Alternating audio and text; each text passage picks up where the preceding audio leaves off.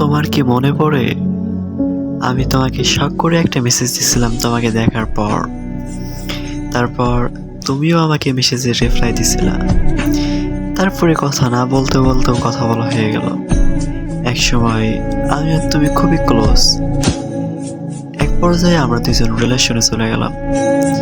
তুমি আমাকে স্বপ্ন দেখাইছিলে যে আমার সাথে বিয়ে করবা, আমার সাথে সারা জীবন থাকবা, কিন্তু এটা কখনো করো নাই।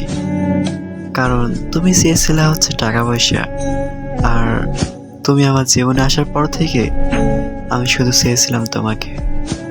আমার ভাবা উচিত ছিল টাকা পয়সাই সব, যা সত্যকারের ভালোবাসাও হার মানায়। এটা বাস্তব কথা। তোমাদের উদ্দেশ্যে কিছু কথা বলতে চাই। জীবনে যাকে ভালোবাসো, টাকা পয়সার জন্য বা পারিবারিক কারণে কখনো তাকে ছেড়ে যেও না।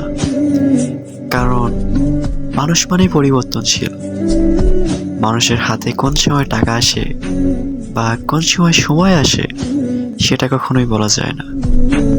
তাই যদি কাউকে ভালোবেসে থাকো তাহলে তার হাত শক্ত করে ধরে রাখো। ছেড়ে যাওয়ার কথা তো দূরের কথা, কখনো এটা মনেও আনো না।